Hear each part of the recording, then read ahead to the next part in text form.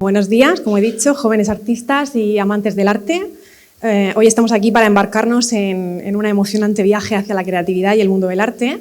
Como dijo una vez Pablo Picasso, todos los niños nacen artistas, el problema es cómo seguir siéndolo al crecer. Hoy tenemos el privilegio de aprender cómo mantener viva esa chispa creativa y explorar las profundidades del mundo del arte. Me complace presentaros a una experta en el arte, licenciada en filosofía con un máster en producción artística y una de las críticas de arte más destacadas del panorama español, comisaria de exposiciones y asesora de coleccionistas, Marisol Salanova. Estamos aquí para sumergirnos en su obra, inteligencia artística, aprender a identificar y desarrollar tu potencial creativo. En la era moderna, la creatividad y el arte desempeñan un papel fundamental en nuestras vidas. Influyen en la forma en que pensamos, sentimos, percibimos el mundo que nos rodea. Esta conferencia es una invitación a descubrir cómo el arte puede enriquecer nuestras vidas y cómo podemos liberar nuestro potencial creativo. Hoy aprenderemos a ver el mundo desde una perspectiva completamente nueva, a desbloquear el artista que llevamos dentro, esperando también poder responder algunas preguntas que siempre quisimos hacer sobre el arte. Esto no va a ser una charla, ni lo pretendemos, sino que queremos que sea un diálogo participativo. Y por ello, al finalizar la presentación, os invitaremos a que, por favor, realicéis todas las preguntas que queráis, que Marisol estoy segurísima que las va a responder con muchísimo gusto. Y bueno, sin más preámbulos, demos la bienvenida a la invitada, Marisol Salanova. Gracias, Elena, por esta generosa presentación. Muchas gracias a ELICA, a su director general, Manuel Cebrián, y al CENDEAC. Estoy contentísima de volver a la ciudad de Murcia, que haya proyectos como este en la región de Murcia que estimulen la creatividad artística y también muy contenta y agradecida de que estés aquí, estudiantes del Carmen y de Juan Carlos I, que creo que también nos están viendo a distancia. Y bueno, que además a través de esta charla, que la excusa perfecta es la autoría de este libro, Inteligencia Artística, aprende a identificar y desarrollar tu potencial creativo, publicado en Plataforma Editorial este año, del cual soy autora. A través de la presentación de este libro, esta charla lo que plantea es que veamos las posibilidades de conocer de manera más activa los oficios, las profesiones que están detrás de todo lo creativo, sobre todo de la parte artística. Porque en realidad a nuestro alrededor constantemente estamos consumiendo, tocando, utilizando productos que vienen, valga la redundancia, son producto de la creatividad de alguien, ¿no? Son muchas veces incluso objetos artísticos que se han domesticado y que los utilizamos día a día casi como una extensión de nuestro ser. Sin embargo, no nos planteamos quién ha habido detrás, por ejemplo, de su diseño a nivel estético, a nivel de ingeniería, de usabilidad. También muchas veces lo que alrededor nuestro nos decora nuestra cotidianidad tiene relación con el mundo del arte y no somos conscientes de que ha habido detrás pues, un artista que ha pensado en ese fondo, en ese hilo musical que tenemos en nuestra vida. Hablaremos no solamente de artistas plásticos, sino también de artistas de las artes escénicas. Me parece que este espacio también, que ha acogido tantas representaciones escénicas en Murcia, es emblemático para hablar de ello, y también de artistas musicales. La creatividad está realmente al alcance de todos. Voy a pasaros este ejemplar que tengo aquí para que le echéis un vistazo, si os parece bien, mientras dura la charla. Perdón por levantarme.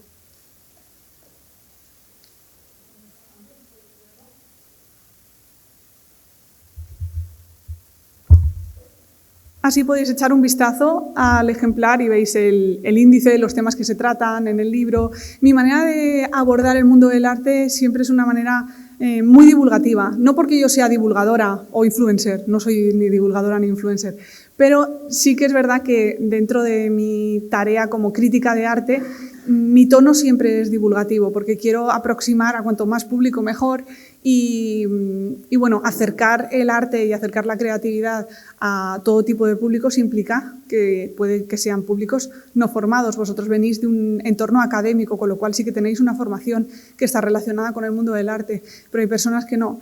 Y son personas que también pueden disfrutarlo igualmente, ¿no? Y que el día de mañana serán el público de lo que vosotros hagáis, los consumidores de lo que vosotros produzcáis. La creatividad, os decía, está al alcance de todos y de pequeños nos atrevemos a experimentar, a investigar, a crear mucho más que cuando nos vamos haciendo adultos, ¿no? Porque cuando crecemos hay muchas fuentes diferentes nos indican que la creatividad no es conveniente. A nivel no académico, pero sí muchas veces pues en diferentes entornos, nos va llegando la idea de que tenemos que dedicarnos a profesiones pues, que no sean tan creativas, que sean más pragmáticas, que todo sea mucho más práctico, que el pasar tiempo pues, pintando, pensando, leyendo, quizá no nos va a llevar a tener un trabajo que nos dé una estabilidad económica, y esa es una idea que tenemos que alejar y que con mi libro procuro alejar de nuestras mentes porque no es cierta. Incluso, aunque no queramos dedicarnos profesionalmente al arte, que el arte esté en nuestras vidas es beneficioso a todos los niveles. Mejora nuestro día a día, nos incrementa nuestra capacidad para la resolución de problemas de una forma mucho más variada y más eficaz en la mayoría de los casos que si no tuviéramos el arte cerca. Y en este sentido, ¿a qué edad dejamos de necesitar aprender? Porque lo artístico se aprende, no solamente lo llevamos dentro, que muchos son artistas innatos y lo llevan dentro o han tenido siempre claro que quieren ser artistas y que quieren trabajar dentro de lo artístico, pero otras personas no, lo van descubriendo con el tiempo. Esta es una pregunta trampa totalmente porque nunca dejamos de necesitar aprender. Siempre estamos aprendiendo. Es cierto que cuando somos muy, muy pequeñitos se nos dice sois como esponjas, estamos como todo el tiempo absorbiendo conocimientos, ¿no? Y es que es a nivel de plasticidad del cerebro, a nivel neuronal, las conexiones se generan y regeneran con mucha más rapidez que cuando vamos haciéndonos más mayores o incluso envejeciendo, ¿no? Entonces es mucho más fácil aprender ahora. De hecho, os invito a que no específicamente me leáis a mí, si queréis me podéis leer a mí, pero a que leáis todo lo que queráis ahora y lo leáis con mucha avidez, porque la capacidad para retener y para poder leer con la agilidad con la que podéis ahora con 15, 16, 17 años, no va a ser la misma que cuando cumpléis 40 años, os lo aseguro, por mucho empeño que yo le ponga. No tengo la capacidad que me gustaría y la capacidad que recuerdo haber tenido, ¿no? De estar con 5 lecturas a la vez, presentándome a exámenes, reteniendo un montón de información que ahora me cuesta muchísimo y me tengo que poner 20 alarmas en el móvil para recordarlas. Entonces, bueno, cuando la imaginación es el motor para desarrollar un potencial que nos llevará a descubrir qué se nos da bien y a qué nos queremos llegar y cómo llegar a ello, pues entonces es interesante que esa imaginación la estimulemos y la ejercitemos. Y en el libro Inteligencia Artística propongo algunos ejercicios prácticos. Uno de ellos es el experimento mental de la pizarra, lo que llamo la pizarra interior, y que todos podemos ejercitarlo. Es muy fácil, es imaginarnos una pizarra. La pizarra de cada uno va a ser totalmente diferente. Uno será la típica pizarra verde, otro es la típica pizarra magnética, blanca, que se escribe con rotuladores. La mía es así, porque es la que tengo en casa para apuntar cosas. Y en esa pizarra, cada vez que tengamos un problema, una idea que se nos ocurra de una posible, no sé, una tesis que queramos defender, algo que nos gustaría inventar, algo que queramos desarrollar, un viaje que queremos hacer, nos gustaría imaginarnos cómo lo planificaríamos, vamos a planificarlo dentro de esa pizarra, vamos a dibujar en esa pizarra. Muchas veces buscando la imagen que se corresponde a las palabras, el primer paso que damos cuando estamos pensando es materializarlo en palabras, pero después del paso de la idea a las palabras, cuando las palabras las materializamos mentalmente en imágenes, muchas veces es cuando se produce el chasquido que potencia nuestra creatividad. Por eso ese es uno de los ejercicios que considero, después de haber consultado a diferentes profesionales a lo largo de la investigación para este libro, considero que es muy práctico, que es muy útil, quiero decir.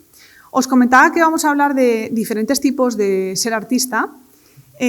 Muchos actores alcanzaron el éxito de mayores. Aquí, por ejemplo, una actriz que a mí me encanta es Judi Dench, que, bueno, Judi Dench, no sé si la conoceréis, pero empezó en el ámbito del teatro. Empezó a trabajar en teatro con Ian McKellen. Ian McKellen era un actor muy conocido dentro del mundo del teatro, en el West End londinense, antes de que todos lo conociéramos como Gandalf. Pero claro, luego es alguien que en su madurez ha adquirido ese reconocimiento, sobre todo entre el público más joven.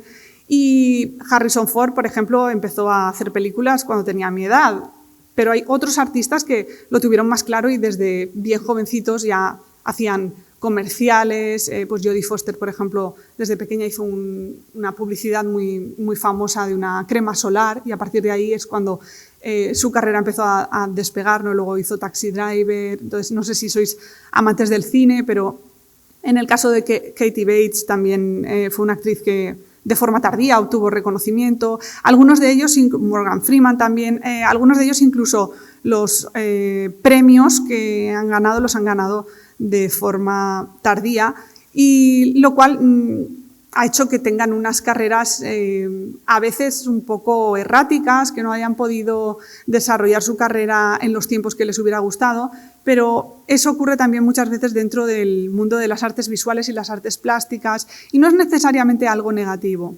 porque cada paso que damos es algo que estamos superando también.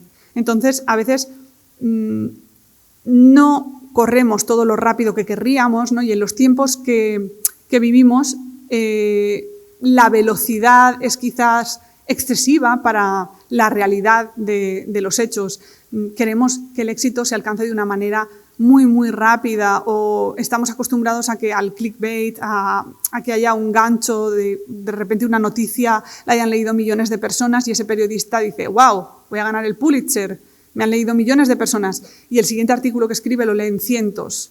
Y el siguiente, pues, le despiden del periódico. O sea, es que puede ocurrir cualquier cosa, ¿no? Y ese éxito momentáneo, esos 15 minutos de fama que ya se vaticinaron que tendríamos prácticamente cualquier persona, no nos aseguran que vayamos a tener una carrera prolífica. Con lo cual, la necesidad de un éxito rápido y de un estímulo excesivo y excesivamente temprano no es lo más deseable, ni lo que nos asegura que podamos mantener luego una carrera seria. En este sentido, dentro del mundo de la pintura, pues todos conocemos ejemplos, reconoceréis algunas caras, conocemos ejemplos, por ejemplo, de Van Gogh, ¿no? Que no vendió ningún cuadro en vida, bueno, que eso no es tan así, pero realmente no obtuvo el reconocimiento ni tuvo el éxito que ha tenido posteriormente su obra, no llegó a verlo eso. Y, por supuesto, no queremos que eso nos suceda. O sea, queremos poder, en el tiempo que tengamos, disfrutar de los frutos de lo que estemos haciendo, ¿no? Dentro del mundo de la música, os decía que algunos artistas lo han tenido siempre muy claro, que han empezado a una edad temprana, también porque han tenido un soporte familiar o de contexto que les ha ayudado o les ha promovido que se dediquen al mundo del arte. En la música eso se ve quizá con más claridad porque quien está dotado musicalmente se le ve muy pronto, que ya tienes interés o tienes esa pulsión hacia, no sé, alguien que de pronto va a sus 9 años, le regalan una guitarra y dice, uy, ¿qué hace esta guitarra aquí? Pues vamos a intentar tocarla y a ver qué sucede, y de pronto se le empiezan a ocurrir letras y empieza a tener... no sé si creo que sabéis de quién estoy hablando. Lo fundamental es que no dejéis de creer en vosotros mismos. Mientras creáis, mientras penséis en lo que queréis crear en un futuro y a qué os queréis dedicar. Cuando hablaba de esa niña de 9 años y de su guitarra, estaba hablando de Taylor Swift, y yo creo que por el revuelo que ha habido, no soy la única Swiftie en la sala, ¿no? Hay más Swifties. ¿Habéis ido a ver ya la película del Eras Tour? Sí, sí. Menuda transición ahí. Don't blame me for what you made me do. Es buenísima, increíble. Sí. Luego podemos intercambiar friendship bracelets, si queréis. Sí, también. Pues es un ejemplo buenísimo de superación, el de Taylor Swift. Un ejemplo buenísimo de superación. Una persona que no lo ha tenido nada fácil en su vida, que creció en una granja de árboles de Navidad, como sabéis, que durante su carrera, en el momento más dulce, otro artista sube al escenario, le quita el protagonismo, se queda hecho polvo, luego la critican, en redes la machacan, y de todos esos insultos que recibe y de esa invalidación en un momento en el que se es muy frágil, que se es joven como sois vosotros y que se necesita validación externa, en ese momento esa persona lo que hace es apropiarse, retirarse, pensar, pasar un par de años gestionándolo y apropiarse de esos insultos, ¿no? Por ejemplo, de que te llamen serpiente, te digan que Kanye West te diga que pareces una serpiente y que tú, después de digerir algo tan duro, cojas toda una iconografía y unos visuales de serpiente y te pongas a reputar. Y crees el álbum Reputation, ¿no? Reputar existe en castellano, existe en español y precisamente significa validar algo, valorar algo. Entonces me parece muy significativo porque en el caso de Taylor Swift lo que nos muestra es que una de las personas, si no la mujer en la industria musical más, la artista en general en la industria musical más poderosa del mundo ahora mismo, ¿qué demonios es la industria musical Taylor Swift? Ella es la industria musical. Ha pasado por esos inconvenientes y no ha podido evitar que le troleen, que le hagan bullying, que a través de las redes sociales se le machaque y se le ponga en entredicho. ¿Y por qué ha conseguido sobreponerse a todo eso? Ha conseguido sobreponerse a todo eso gracias a algo que se llama resiliencia y de lo que hablaremos ahora mismo. El concepto resiliencia es un concepto clave y que nos lleva a aprovechar al máximo nuestra creatividad en situaciones difíciles. ¿Por qué es tan importante que seamos la primera persona que cree en nosotros mismos? Si eres el primero que cree en ti, no van a poder tumbarte. Porque aunque venga Kanye West y te diga que vales menos, vas a volver a tu casa, lo vas a digerir, lo vas a llorar y luego vas a pensar, no, yo puedo convertir este dolor y esta invalidación en algo positivo y creativo. ¿Por qué? Porque soy resiliente. ¿Por qué? Porque creo en mí.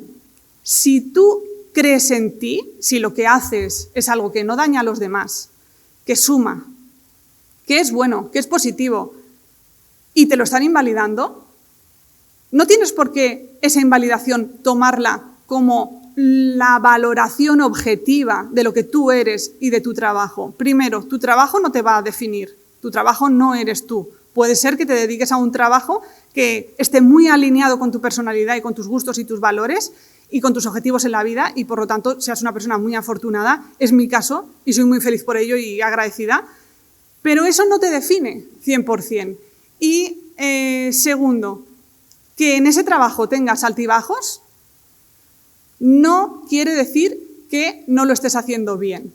Si continúas adaptándote frente a todos esos agentes perturbadores externos, si consideras que la validación es algo que te tienes que dar tú mismo, te validas tú, sí que valgo, sí puedo llevar esto a cabo, sí puedo resurgir de las cenizas, sí puedo tirar adelante, sí puedo emprender este proyecto, entonces no estás dependiendo de que otros te digan si vales o no vales, por lo tanto, no vas a ser totalmente impermeable a esos insultos que no deberían de suceder, pero que lastimosamente suceden a diario, ¿no? O a esa falta de validación.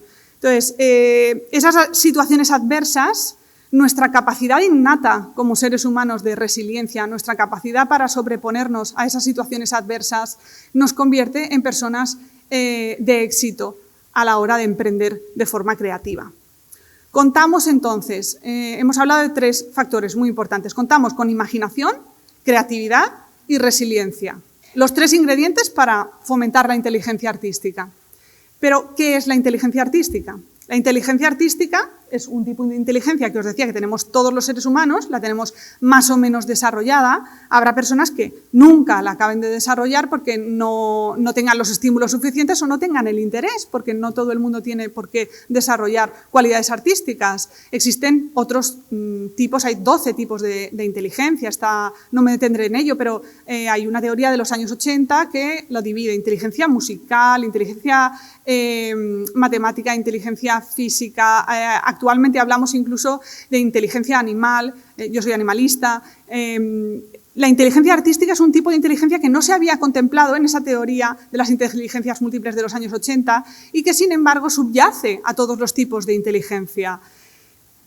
Implica una mezcla entre creatividad, disfrute y representación estética de una idea original propia de nuestra imaginación. O sea, nosotros, con esa idea original que está impregnada de todo lo que vamos viviendo, creamos a partir de ahí.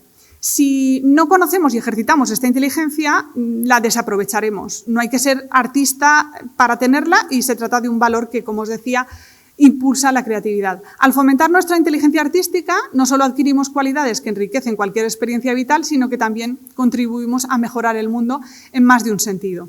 La sociedad parece pedirnos a gritos ser productivos todo el tiempo, sin embargo, el ejercicio artístico, las actividades que fomentan la creatividad, motivan, calman, incluso llevan a crear comunidad.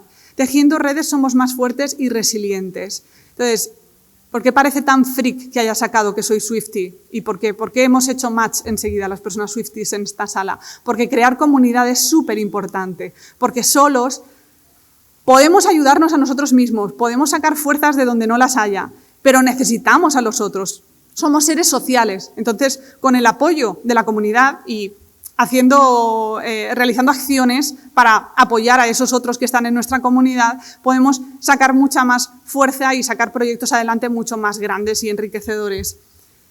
De ahí la importancia de tejer redes de conocimiento y de cuidados y de crear comunidad.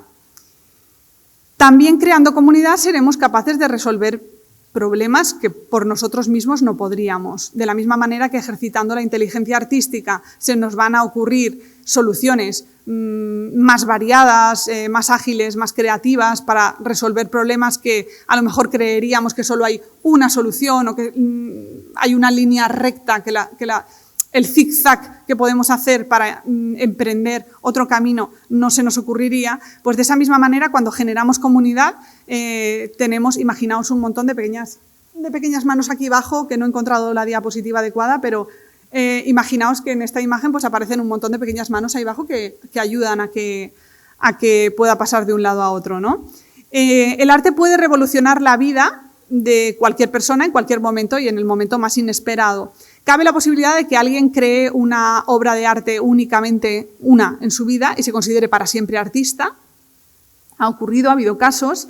También que produzca obras constantemente y se vendan bien, pero no se conciba a sí mismo como artista, o que experimente con lo artístico de forma esporádica, como algo que le satisface, que disfruta del proceso, pero que no se plantee una etiqueta profesional al respecto. Hay personas que son artistas de forma autodidacta y que además cuando les llaman artistas dicen: no, yo no soy artista, hago esto pero es un hobby, o no me quiero dedicar profesionalmente a ello.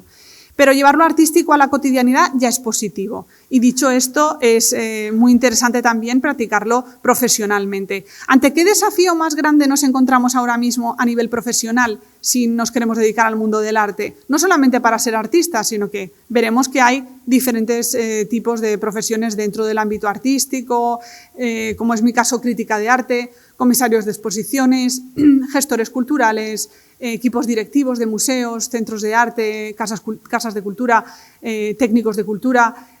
Pero el problema más grande que tenemos ahora mismo, o el mayor escollo que nos parece ahora mismo, mayor piedra en el camino, guarda relación con la inteligencia artificial.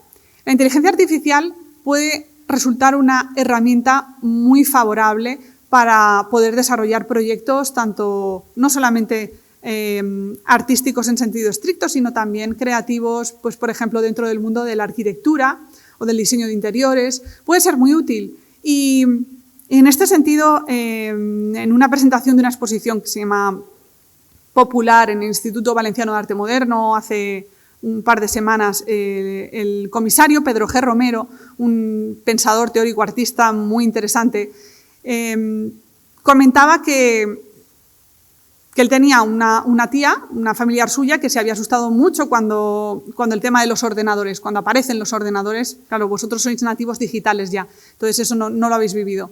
Pero decía, bueno, llegó un momento en el que mi tía dijo, no nos van a sustituir, servirán de herramienta, pero no nos van a sustituir. Cuando mucho tiempo antes, muchas décadas antes apareció, siglo antes, apareció el teléfono, también pensábamos, va a sustituir a las conversaciones. Ahora mismo cuesta muchísimo, a mí como millennial, me cuesta muchísimo mantener una conversación telefónica. O sea, cuando me llaman digo, ¿por qué me llamas? Envíame un WhatsApp, ¿por qué me estás llamando?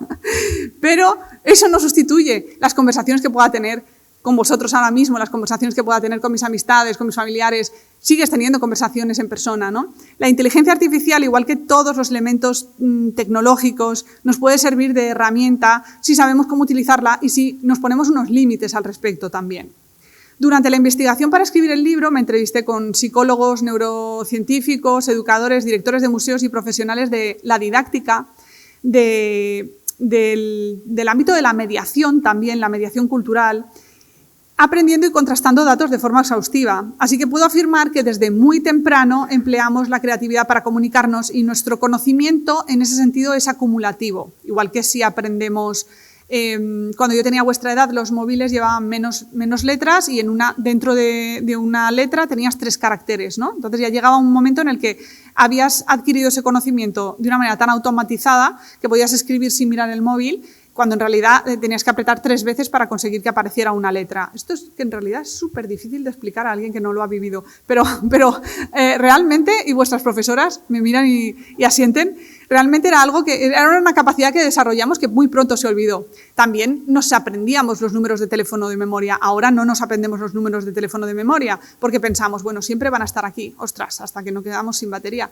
Pero hay capacidades que han sustituido a otras. También es una metáfora un poco simplista, un poco reduccionista, pero es cierto que a veces el cerebro funciona como una caja en la que caben muchas cosas, pero para meter nuevas hay que sacar otras, ¿no? Entonces, yo a veces tengo esa sensación de, ups, he suprimido un recuerdo antiguo porque ha venido un recuerdo nuevo, porque esto ya no lo recuerdo. Bueno, en nuestro subconsciente todo eso permanece. Sin embargo, existen distintos tipos de inteligencia que nos hacen rescatar esos recuerdos o no en función de si lo necesitamos. Si estamos en un entorno en el que no estamos necesitando memorizar números de teléfono, pues nuestro cerebro no va a tender a memorizarlos. Si estamos en un entorno que nos facilita, por ejemplo, la selección de imágenes a la hora de realizar un proyecto audiovisual, porque utilizamos una IA, una inteligencia artificial, para que nos ayude en ese sentido, pues poco a poco dejaremos de tener la capacidad para realizar esa selección. ¿Es eso bueno? ¿Es malo? Si nos quedamos sin electricidad, estaremos fastidiados, pero es que si nos quedamos sin electricidad estaremos fastidiados a tantísimos niveles que creo que ese será el último de nuestros problemas. No estaremos planteándonos si hemos perdido capacidades por utilizar la inteligencia artificial. Es decir, eso no va a pasar, pero la cuestión es que debemos de perderle el miedo a los usos de la inteligencia artificial siempre que no nos suplanten la identidad, siempre que se mantengan dentro de los límites de las leyes establecidas y del respeto hacia las personas y animales. Bueno, puedo afirmar eso, que nuestro conocimiento, recapitulo, es acumulativo y básicamente cuando un cerebro joven llega a establecer conexiones nuevas entre ideas, está siendo creativo, porque está mezclando ideas que ya tiene para crear ideas nuevas. Existe la inteligencia matemática y tal vez es más valorada, pero la inteligencia artística es probablemente la que en un futuro se distinga más de la inteligencia artificial. ¿Por qué la inteligencia artística será la que más se distinga de la inteligencia artificial? Porque tiene intencionalidad. Pensaba que venía aquí esto. La intencionalidad en el arte importa. La IA puede estar programada para realizar una serie de acciones, pero la ha programado un humano. Es cierto que pueden acabar autoprogramándose o programándose unas inteligencias a otras o comunicándose, como ya ocurrió con un lenguaje propio que de pronto tengamos que cortar porque digamos, hey, ¿por qué se están comunicando estos dos chats si no lo hemos planificado nosotros, ¿no? Pero el miedo que le tenemos fundamentalmente es porque se vuelva creativa y no va a volverse creativa porque esa es una cualidad intrínseca humana. ¿Cuándo comienza la necesidad humana de crear? La necesidad de crear llega de la mano de la necesidad de comunicar. ¿Sabían los hombres de las cavernas que sus pinturas rupestres se considerarían arte 40.000 años después? No, no lo sabían. Lo hacían porque tenían la pulsión. Necesitaban comunicarse de esa manera. El bisonte de Altamira, en Cantabria, pertenece al Paleolítico Superior y tiene 15.000 años, más o menos. Estas pinturas que tanto hemos visto reproducidas en libros de historia y otras manifestaciones asociadas con la escultura revelan que los primeros Homo sapiens idearon y pusieron en marcha un sistema de representación artística, no tan lejano al sistema de representación que tenemos de imágenes actualmente. El arte era ya importante porque le preexistía el pensamiento artístico. Y si preexistía el pensamiento artístico, es que preexistía la inteligencia artística, aunque no se supiera. Con piedras, minerales, pigmentos de frutos silvestres y carbón se creaba arte prehistórico. El impulso de comunicar a través de esas imágenes ha quedado para la posteridad. ¿Pero qué es el arte? El arte es algo que va cambiando en función de la época en que vivimos. Incluso dentro de una misma época, algunas personas consideran arte algo y otras no consideran arte ese tipo de obra, ¿no? O sea, hay críticos de arte, hay una crítica de arte específicamente que va en contra del performance art, que considera que el performance art no es arte, se llama Avelina Lesper y es como antagónica a lo que yo pienso. Pero dentro del mundo de la crítica de arte no consideramos todo igual. El antropólogo Marvin Harris apuntaba que el mismo concepto de arte varía según la época que vivimos y hoy en día la mayoría de artistas emplean el arte para denunciar situaciones de injusticia, expresar la necesidad de mejora en materia de derechos, reivindicar causas o incluso generar espacios de resistencia. También existe arte que viene a deleitarnos, que nos evade por momentos. Toda obra tiene su público. Puede haber arte que sea decorativo, puede haber artistas que hagan arte muy reivindicativo y que después hagan un arte que tenga ese punto decorativo, que dentro del ámbito artístico el hacer algo que es puramente ornamental está muy mal visto, ¿no? De hecho, siempre hay como una crisis al respecto con respecto a poner el límite entre artesanía y arte. Yo creo que artesanía y arte están mucho más vinculados de lo que el mercado del arte quisiera. El ejemplo de Takashi Murakami es de un artista multidisciplinar que ha creado industria. Es un artista japonés que genera estas figuras que tienen que ver con el manga, pero también las lleva no solamente al museo, en escultura, en pintura, en dibujo, en diseño, sino que además también Murakami produce esas esculturas a tamaño pequeño y las convierte en merchandising. O sea, tiene fábricas de merchandising suyo, Murakami, pero no empezó así, empezó pintando. Y decora habitaciones de hotel, habitaciones también de personas que quieran tener, o sea, como si fuera un diseño de interior, que quieran dormir dentro de una obra de arte de Takashi Murakami. Pero también ha realizado colaboraciones para mejorar las estancias, por ejemplo, de un hospital infantil, como veis a mi derecha. Esas colaboraciones, bueno, tienen una parte también social y implican que su obra tiene múltiples facetas. Aquí vemos escultura pública suya también, las florecitas tan representativas. En este caso también pone al alcance, a través del merchandising y del material casi publicitario suyo, pone al alcance de cualquier tipo de público el poder tener una obra de arte. En mi libro, si echáis un vistazo rápido a los capítulos, veréis que hay una parte interesante también sobre coleccionar, porque tenemos esa pulsión de coleccionar, porque algunas personas coleccionan. Yo no soy coleccionista, pero quizá conozcáis a alguna persona coleccionista, no necesariamente coleccionista de arte, sino coleccionista de algún tipo de objetos y bueno, pues hay unos motivos detrás y en las grandes colecciones de arte contemporáneo también hay unos motivos, unos valores y un porqué de la existencia de esas obras. Salvando mucho las distancias, en España un caso parecido al de Murakami sería el de Okuda en cuanto a Os encanta el look de Okuda, lo estoy viendo. I can see you.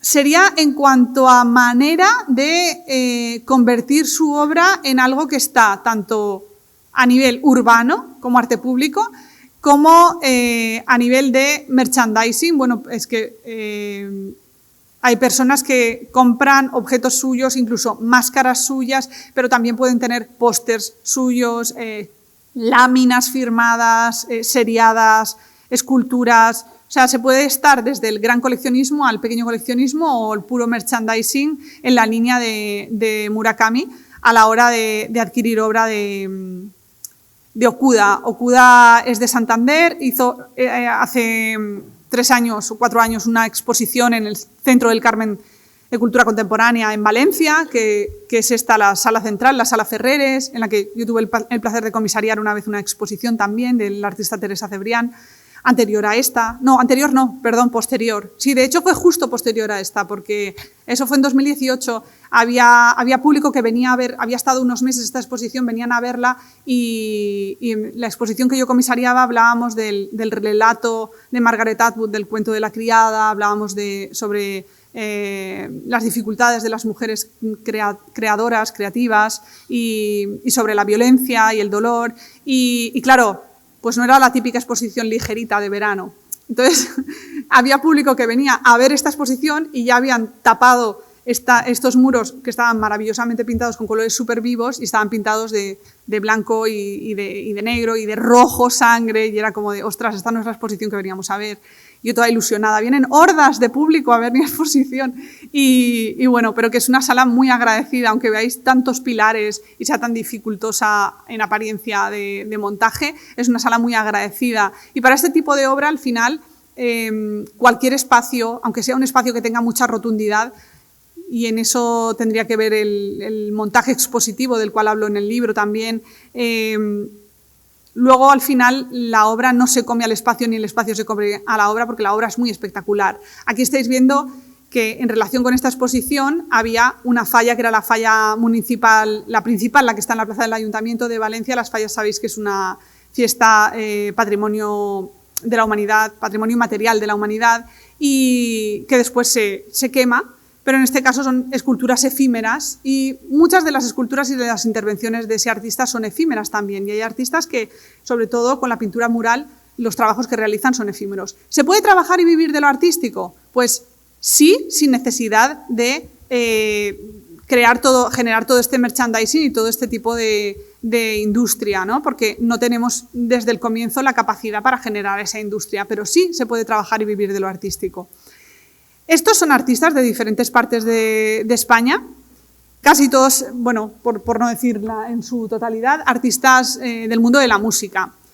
En la celebración del Año Picasso 2023, que estamos ahora mismo, aquí vemos una exposición inmersiva de Picasso en la que, bueno, la gente está caminando a través de algunas proyecciones de su obra más famosa, del Guernica.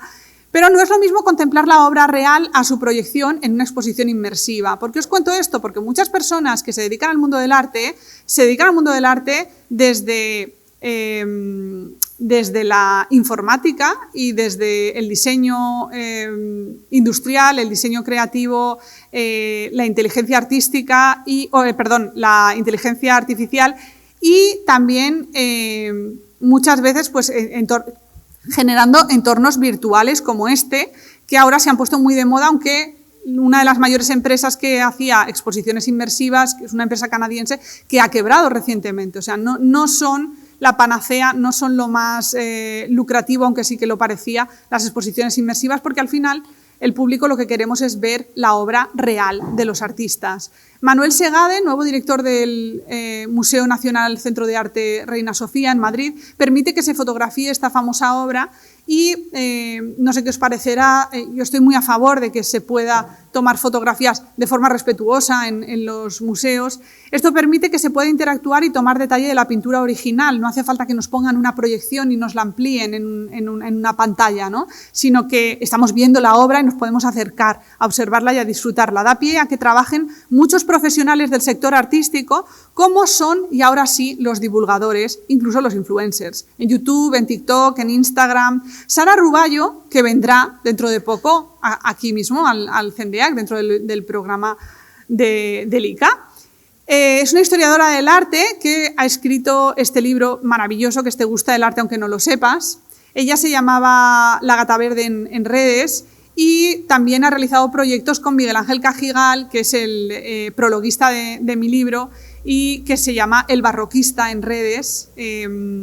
Si no lo seguís, tenéis que seguirlo porque es una maravilla de persona. Es autor de otra historia del arte y recientemente ha publicado también otra historia de la arquitectura y divulga en redes de una manera muy, muy cercana, a veces polémica, siempre inteligente. El programa El Condensador de Fluzo, de Radio Televisión Española, no sé si habéis tenido oportunidad de verlo, se emite desde 2001. En él han participado tanto Sara como Miguel Ángel y bueno, es un programa en el que se abordan muchas cuestiones que tienen que ver con el mundo de la cultura.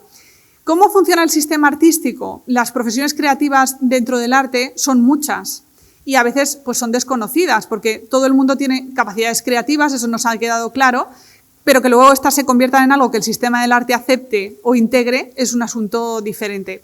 El mercado del arte está dominado en gran medida por el dinero. Las galerías, las subastas, las ferias de arte, las inversiones hacen que, bueno, por una serie de intereses haya estructuras que manejen ese funcionamiento. Por otra parte, hay obras de arte y artistas que son realmente cruciales en el cambio de paradigma, de forma de hacer y de transformar los lenguajes artísticos.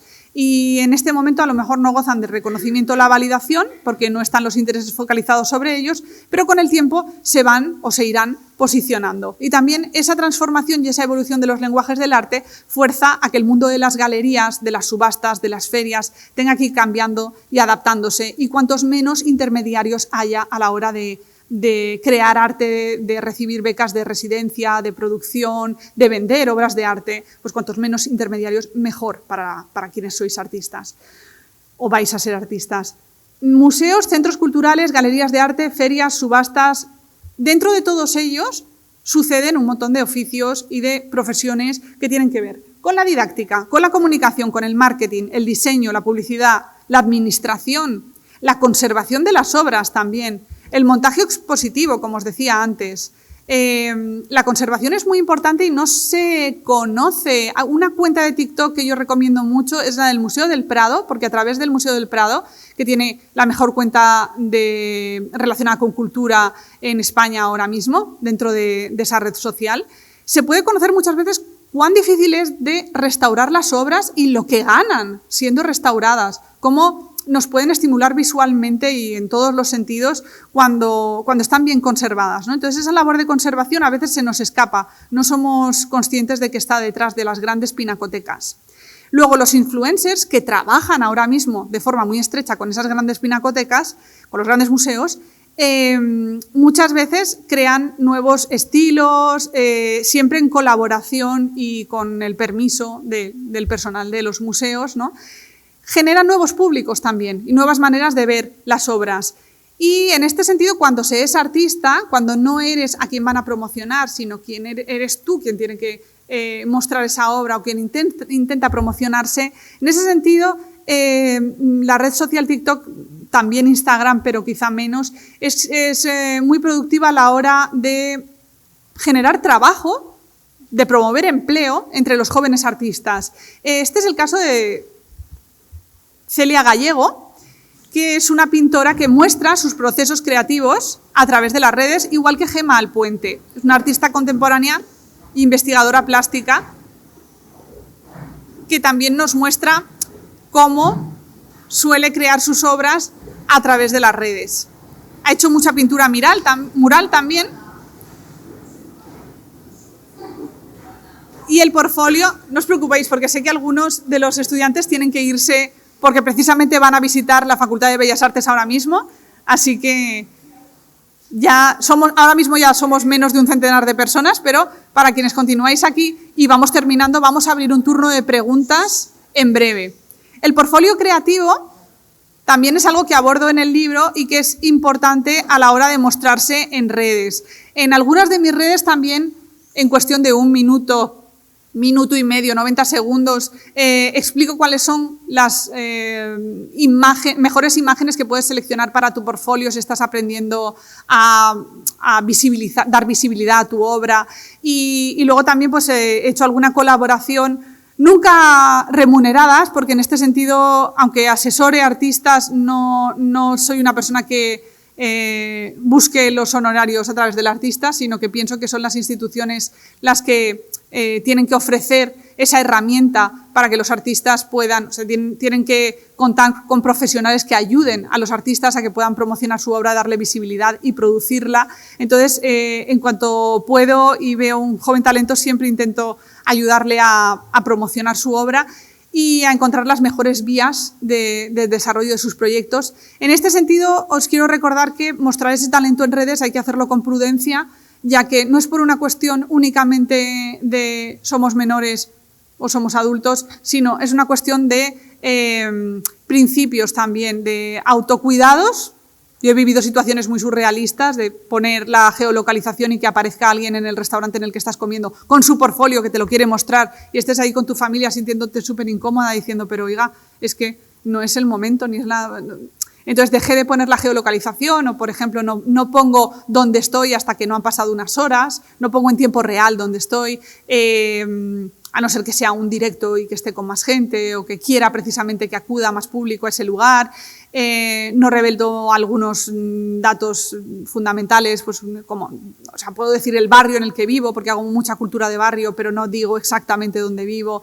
En este sentido, algunos artistas que cuelgan sus procesos tienen un cierto recelo a mostrar qué tipo de materiales están utilizando porque creen que esos materiales, si muestran de qué manera los utilizan, pues les van a copiar otros artistas. Pero lo que tú haces no lo va a hacer otra persona de la misma manera, aunque tenga acceso a los mismos materiales, incluso pueda comprar mejores materiales o tenga una idea muy parecida o intente plagiar tu idea, ¿no? Y eso en las redes sociales, en las páginas web, en todo el universo virtual se aprecia de manera muy clara y es que dos personas pueden estar llevando a cabo, ejecutando la misma idea y una tener un resultado buenísimo y la otra no. O sea que no tengáis miedo tampoco a mostrar vuestros procesos, sí a protegeros, a salvaguardar vuestra integridad física sobre todo y vuestra imagen, pero el comunicar lo que queréis hacer puede también conseguir que muchas veces encontréis patrocinios o ayudas por el camino para generar esas comunidades que son tan necesarias. Y con esto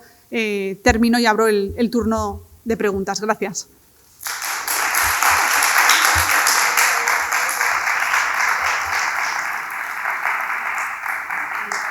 Yo voy a romper el fuego y te quería que nos comentaras un poco porque, pues no sé, me parece que fue este año, no sé, soy muy despistada, no sé si fue este año o el pasado, la polémica esta del fotógrafo Boris, lo tengo por aquí, Boris Edasen, que se presentó a un concurso de fotografía y lo que hizo fue presentar una foto generada por inteligencia artificial como una forma de denuncia, bueno, y ganó el primer premio. Él renunció al premio porque lo que había hecho era lo había hecho a propósito con el fin de hacer una denuncia a que realmente, lo digo porque claro, o sea, la sofisticación, digamos, de la inteligencia artificial lleva ya en su programación la inteligencia artística y eso realmente, pues a nivel de mercado, o sea, que quería un poco que nos hicieras una reflexión sobre eso. Gracias. La verdad es que eso es algo que lleva pasando mucho más tiempo de lo que creemos, porque antes de que existiera la inteligencia artificial ya hubo artistas que desafiaron las normas de, aquí, Duchamp, las normas del arte establecido en ese momento, de lo establecido como arte en ese momento del establishment, ¿no? Duchamp se presentó también a un concurso con el urinario, en el que simplemente firmó, además era una idea que una colega suya había compartido con él, quiero decir, podía no considerarse arte, ni siquiera era su idea, y sin embargo ganó con esa pieza. O sea, que podría ser algo muy parecido a lo que ha sucedido con la polémica de la obra de creada por inteligencia artificial, y en realidad el estar desafiando constantemente qué es arte y qué no es arte también mueve las conciencias y hace que gestores del mundo del arte, agentes culturales, como quienes trabajamos en la crítica, pues nos preguntemos si tenemos que cambiar las bases de los valores estéticos, ¿no?, dentro de cada época. O sea, que eso entabla muy buen diálogo con el hecho de que el arte no sea un concepto con significado cerrado. A ver, el coleccionismo de arte normalmente ha estado en grandes organismos públicos, tal, pero había también un pequeño mercado de clase media que ha desaparecido, porque la clase media ya no somos clase media, somos clase baja, y que además, con la inteligencia artificial, muchísima gente dice, ¿para qué me voy a comprar? Te pongo un ejemplo. ¿Para qué me voy a comprar esta obra de este fotógrafo si cojo y la puedo crear? Es decir, que realmente ahí lo que veo yo es como un socavón en el mercado. Con todo yo iba un poco por ahí la reflexión. Sí, te comprendo. Lo que pasa es que ese socavón en el mercado, fíjate, en los años 90 que sí que había un buen coleccionismo, sobre todo en España, y cuando digo buen coleccionismo me refiero a que había personas pudientes que eran de esa desaparecida clase media, que sí compraba arte, ¿no?, porque quería tenerlo en sus casas. Y a la vez había personas que éramos ya de clase baja, como es mi caso, y que comprábamos láminas. O sea, casa de mi madre está lleno de láminas. Me acuerdo cuando la polémica sobre quienes tiraban para denunciar los problemas del cambio climático, tiraban botes de pintura o de tomate, en este caso intentaron a los girasoles de Van Gogh, que es algo que no llevan a ninguna parte y que es una soberana estupidez, porque no influye, no va a impactar, no va a solucionar el cambio climático, y destrozas una obra que tiene un valor histórico importantísimo. Yo tenía en ese momento, se estaba comiendo en casa de mi madre, era un domingo, y tenía en ese momento detrás una lámina de los años 90 de los girasoles de Van Gogh, ¿no? Y hice un vídeo que se viralizó diciendo, bueno, no, están bien, no ha pasado nada, porque no es que algunos, si me habéis stalkeado, lo habréis visto, no pasa nada, están perfectamente, simplemente se ha dañado el marco, hemos tenido que cambiarlo por algo de pino, que bueno, solo lo van a notar los conservadores, pero está aquí con un plastiquito delante que dicen, lo llaman metacrilato, pero en realidad es un plástico. O sea, quiero decir, hice un poco de guasa con eso, porque realmente ya estábamos acostumbrados muchos a tener que consumir el arte a través de representaciones de la obra, que no eran la obra en sí misma, sino que eran reproducciones. Los pósters también, todos hemos tenido pósters en nuestra habitación, quizá ahora estén menos de moda, no, pero hay pósters, que yo vi gente intentando robar los pósters de Taylor Swift en el cine, o sea que la gente se lleva los pósters a su casa. Yo me acuerdo que tenía un póster gigante de Pulp Fiction ahí, porque me flipaba el pelo que llevaba Uma Thurman, y me lo hice en cuanto pude. O sea, todos hemos tenido representaciones del arte en nuestras casas que no eran los originales. Y eso es legítimo y está muy bien. Y yo creo que por eso muchos artistas jóvenes hacen tiradas, tienen su pintura y después hacen una tirada de una serigrafía, una pieza digital seriada. O sea, es compatible. Del arte y venden sus originales y sus copias a un precio más barato. Y lo hacemos todos los años aquí en el Carmen. ¡Qué bueno! Eso es buenísimo. Claro, sí. Yo siempre les digo, y entonces todos los años lo hacemos. ¿Por qué? Porque realmente el resto de los alumnos no tienen poder adquisitivo para gastarse a lo mejor 20 euros, pero sí para gastarse 2 euros en una reproducción. Una reproducción. Sí. Sí, y esa reproducción siempre les va a recordar a esa obra, les va a recordar a esa época y la van a mantener. O sea, esas reproducciones que tengo, esas láminas de los años 90, les tengo muchísimo cariño, o sea, ya son vintage esas láminas. Muchas gracias por la conferencia, que ha sido muy, muy interesante. Yo tenía una pregunta acerca de la inteligencia artística. Se propone como 3 principios, ¿no?, clave. Uno es la resiliencia, otro es la creatividad y otro es la imaginación. No me queda clara la diferencia entre imaginación y creatividad.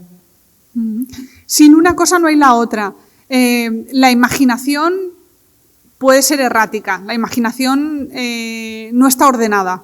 La creatividad sí está ordenada, para poder ser creativos necesitamos las ideas que hemos generado a través de la imaginación, ponerlas en orden y articularlas para elaborar una idea nueva. No sé si responde a tu pregunta. Sí. ¿Alguna pregunta?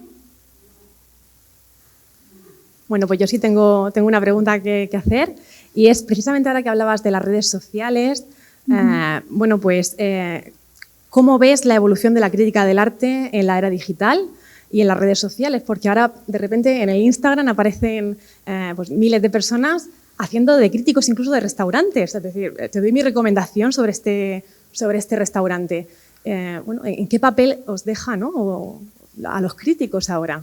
Gracias, Elena. Es muy buena pregunta. Estoy tratando de responder a ella en mi siguiente ensayo, que es un texto que me han encargado, un ensayo que me han encargado para la editorial ACAL sobre crítica de arte actual. Y precisamente es uno de los problemas a los que nos enfrentamos, ¿no? Que la crítica está al alcance de todo el mundo ahora mismo. Entonces, ¿qué es crítica de arte realmente? La crítica de arte ha cambiado muchísimo de los últimos 30, 40 años. La que era en los años 80, 90 del siglo pasado, que tenía un peso también a veces injustificado, ¿no? Que podía designar quién es artista, quién no, quién hace buen arte de quién no hace buen arte. O sea, había todavía una diferencia entre alta y baja cultura que ahora mismo ya no la hay, ¿no? Entonces, ese mestizaje que se ha producido ahora mismo genera una falta de pensamiento con respecto a las actividades artísticas que a veces sufrimos pues, en las críticas que son vacías, las críticas que son una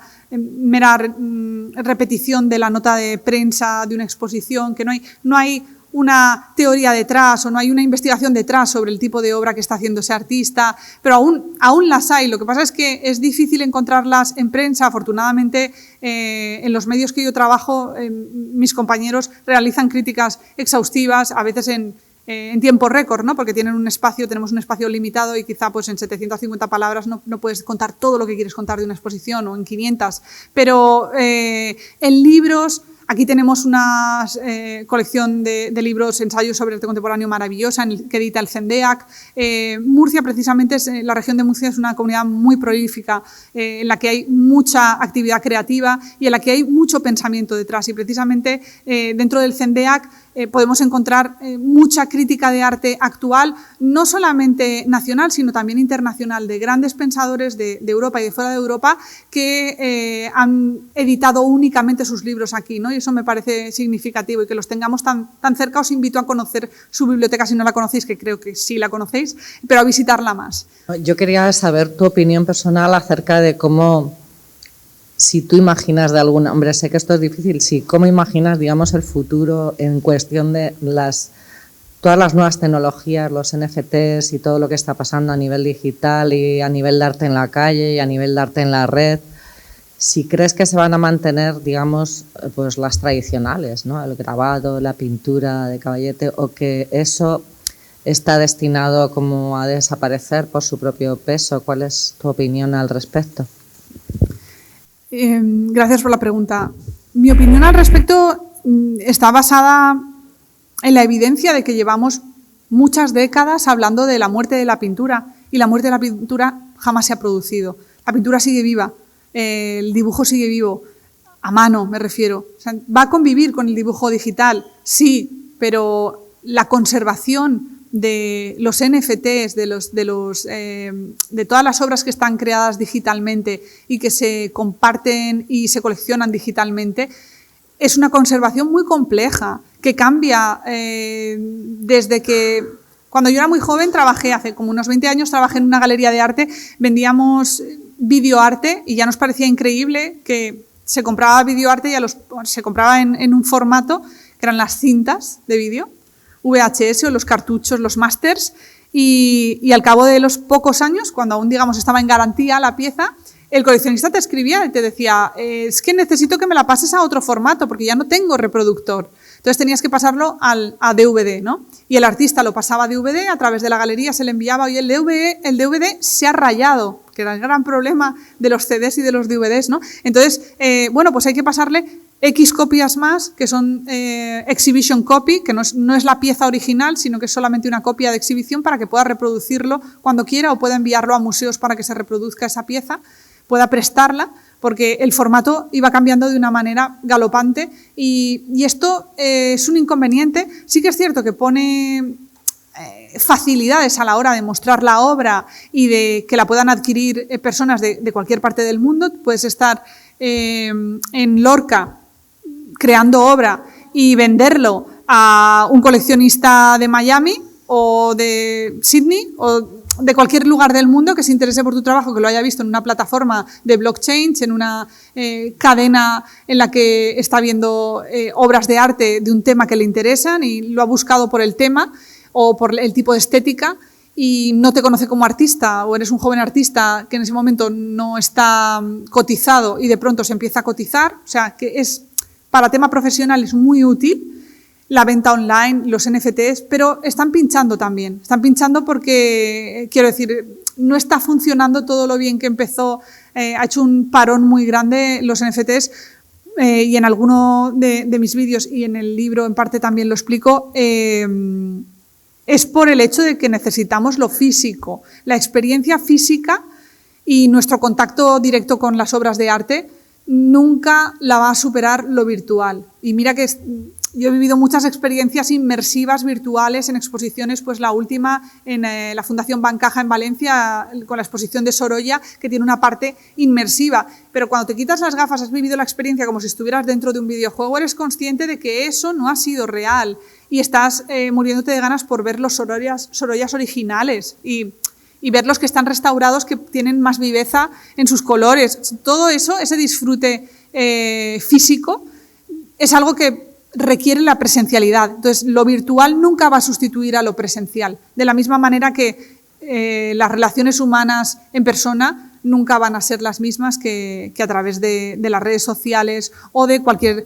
dispositivo que podamos tener que nos haga comunicarnos a distancia, ¿no? Como hablaba al principio de esta conferencia sobre cuando apareció el teléfono y teníamos miedo a dejar de... Aquí en esta misma sala tuve la oportunidad de ver hace unos años La voz humana, una obra de los años 20, una adaptación de una obra de los años 20 en la que todo el tiempo es un monólogo de una actriz que está hablando en teoría con su persona amada al otro lado y al principio están muy acaramelados y después esa persona no le responde, tarda en llamarle, no le devuelve las llamadas, bueno, y empieza a volverse loca, a trastornarse, lo pasa muy mal y acaba, bueno, pues queriendo hacerse daño a sí misma, ¿no? Es una obra muy fuerte. La voz humana luego se ha adaptado al cine también, pero con muchas diferencias. Y aquí cuando se representó, que fue con la compañía de Ivo Van Hove, nos hizo pensar al público sobre qué estaba pasando con la comunicación a través de, en ese momento estaba en auge WhatsApp, a través de esas redes, ¿no? ¿Qué pasa cuando me dejan en visto? Y empiezo a rayarme, me han dejado en visto, no me contesta, porque esta persona me está haciendo ghosting, tal. Todo eso, en los años 20 del siglo pasado, estamos hablando de hace más de 100 años, ya era una preocupación. Y es algo que hemos superado. ¿O no? Porque sigue ahí. Muchísimas gracias. Bueno, la verdad, perdonadme que haya tenido que venir más tarde, Marisol, de lo normal, porque teníamos otra actividad antes y se ha retrasado. Muchísimas gracias por venir en primer lugar. A ti. Y sobre todo por hacer una cosa que es fundamental y que creo que es súper importante a estas edades, que es hacernos reflexionar y sobre todo tener distintos puntos de vista que nos permitan establecer pues, un diálogo en el que podamos enriquecernos. Bueno, simplemente decir que sobre todo para las docentes y profesoras que estéis aquí, seguimos con la programación de ICA Educa, que es una programación que estamos haciendo desde el ICA, sobre todo para impulsar todo lo que es el conocimiento sobre el arte, expresión artística, expresión plástica, es decir, todas aquellas disciplinas que nos permiten tener, como decía antes, una visión mucho más crítica, sobre todo una visión que yo creo que en este momento es muy especial. Yo coincido en esa visión contigo, con los NFT que escuchaba ahora, en el sentido de poder tocar, en el sentido de poder percibir, porque al final somos seres sensitivos y sensoriales que nos permiten también que toda esa experiencia visual se complemente con esa experiencia sensorial también a través del tacto, a través de los distintos sentidos.